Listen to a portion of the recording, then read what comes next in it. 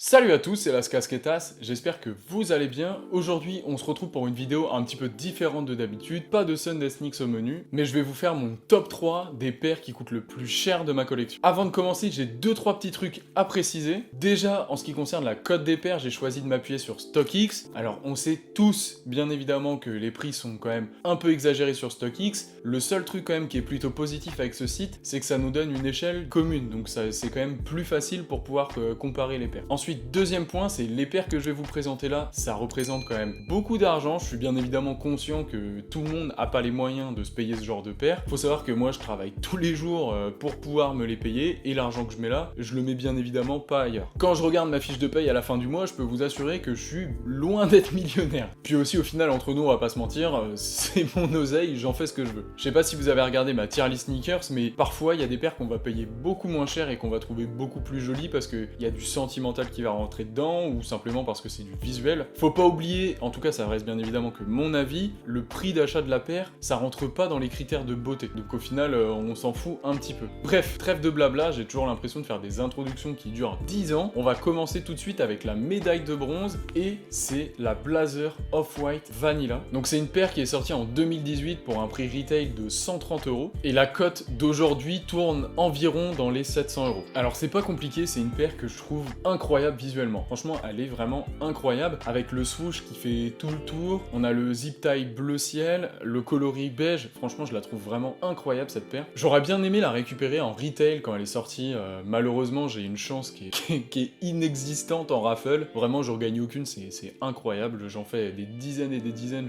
Franchement, je suis un zéro vraiment en raffle. Et du coup, je l'ai récupérée il y a pas si longtemps que ça. Je l'ai récupérée moins cher parce que la boîte, elle était flinguée, et parce que le cuir, il est un petit peu abîmé. Mais honnêtement, elle est quand même plutôt clean. En plus, j'ai un pantalon Carhartt à carreaux que j'avais mis d'ailleurs dans le Sunday Sneaks sur la ASICS Kayano 5 qui est sorti il y a pas si longtemps que ça, et je trouve qu'il va parfaitement avec cette paire. Franchement, elle est incroyable, vraiment elle est incroyable. N'hésitez pas d'ailleurs à me dire ce que vous pensez des paires que je vous présente en commentaire. Donc voilà en ce qui concerne la médaille de bronze. On a la médaille d'argent qui va arriver tout de suite, et là on va être sur de la Air Jordan 1 Chicago. C'est une paire que je vous ai présentée en Sunday Sneaks il y a pas si longtemps que ça, donc ça c'est le modèle de 2013, et la paire aujourd'hui cote environ autour des 800 €. La cote était un tout petit peu plus basse il y a pas si longtemps que ça. Le truc c'est qu'avec The Last Dance, donc le docu qui est sorti sur Netflix sur Michael Jordan et les Bulls des années 90, que je vous conseille d'ailleurs grandement d'aller voir si vous êtes un fan de la culture basket, la culture sport même en général. Et du coup, ça a fait exploser littéralement les prix de la Jordan 1 Chicago. C'est là qu'on voit que parfois ça se joue vraiment pas à grand chose. Personnellement, c'est une paire qui m'a bercé pendant toute mon enfance. J'ai fait énormément de basket, et donc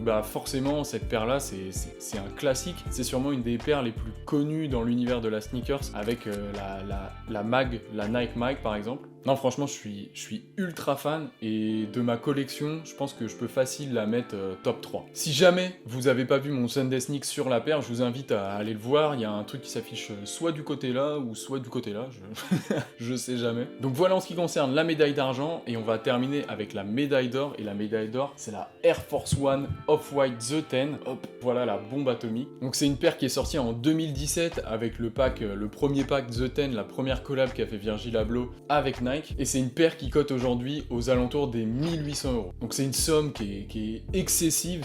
Faut pas oublier quand même que ça reste une paire de chaussures, hein.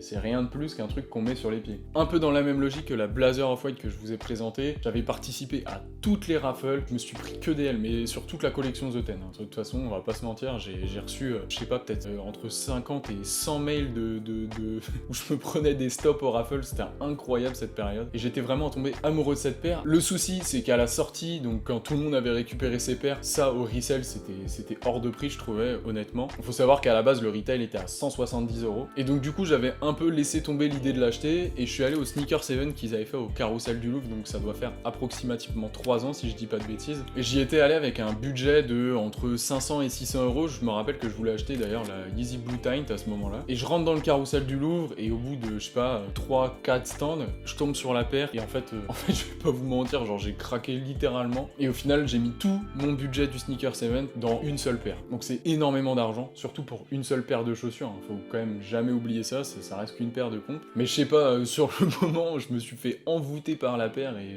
j'avais pas d'autre choix, quoi. Genre la fuite était impossible. Et je vais pas vous mentir, je regrette absolument pas. Après, le souci quand on a ce genre de paire, donc c'est une paire qui coûte quand même énormément d'argent, qui a une cote qui est très élevée, c'est que c'est super difficile à porter. Et quand je la mets, j'ai tellement peur de la flinguer. Franchement, j'ai tellement peur de la flinguer que du coup, je fais super gaffe. Et je la mets dans des conditions vraiment, il faut que tout soit aligné pour que je puisse la mettre à mes pieds. Preuve en est, c'est que je sais exactement le nombre de fois que je l'ai mise. Je l'ai mis 8 fois. Donc voilà, c'est vraiment la preuve que je la mets très rarement, que je sais exactement à quel moment je peux la mettre. C'est que je me rappelle à chaque fois où je les ai portées. D'ailleurs, n'hésitez pas à me dire en commentaire si vous avez une paire qui, potentiellement par rapport à votre portefeuille, coûte quand même pas mal d'argent, et si c'est pas trop difficile à porter. Donc voici la médaille d'or de la paire la plus chère de ma modeste collection. Et on va clôturer la vidéo là-dessus. N'hésitez pas à liker la vidéo si vous avez kiffé le taf, à vous abonner pour être au courant des prochaines sorties, à partager pour me faire grandir. Et moi je vous dis à la prochaine. Peace!